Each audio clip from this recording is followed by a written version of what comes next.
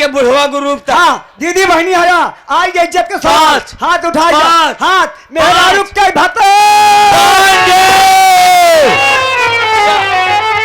अरे देख देख देख देख अरे मेहरानगंज, अरे यार तू सब मन से दुआ के मेहरानगंज से हरबा का यार।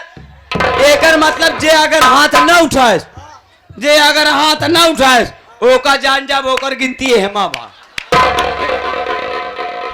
यहाँ सब मन से धो पढ़ा लिखा शिक्षित सभ्यतादार। अबे शिक्षित समझदार हाँ सब हैं, लेकिन एक मेहरारू अगर अगर चुनाव में उतर जाए, अगर मनसेधु सपोर्ट न करी तो के हम सपोर्ट वही मेहरारू एकर साथ दे जवन एकर तिरा होई। ई बात सही गए। ए लौंडे 5 अंगुरी जितना जाने यहाँ सबके उठावा। डॉक्टर साहब प्रधान जी बीडीसी आप उसका आते अगर हारे को हो तब हमसे दुश्मनी कर रहा है।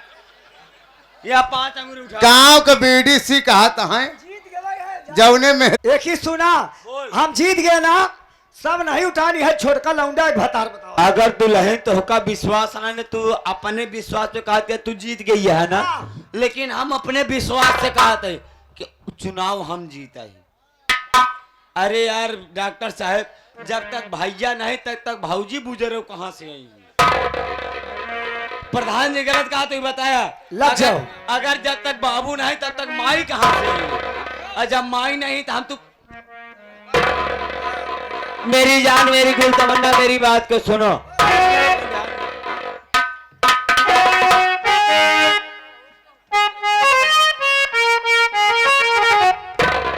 अकाउंट पे तीनों जने सुन ले पैसा ले जाता है।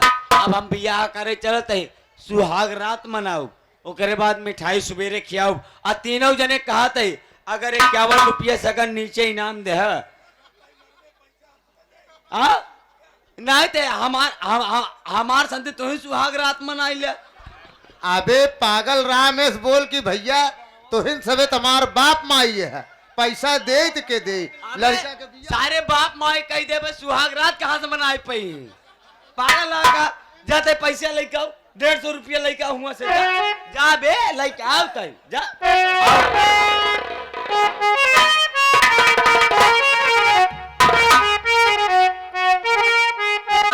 अखिया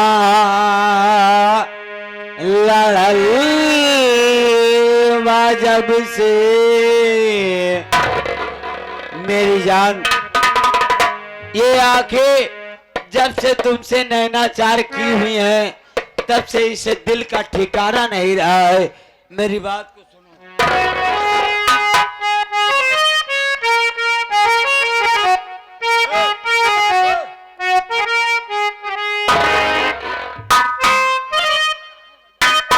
कायदा समझाना लेजर लाइट जिन मारे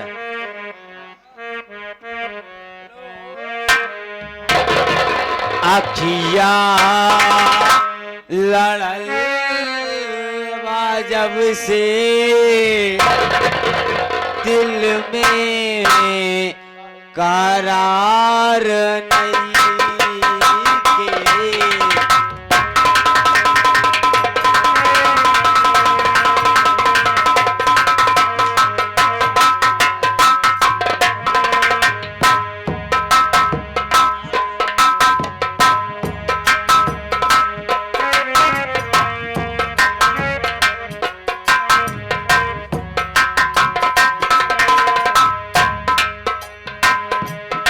अखिया लड़ल जब से दिल में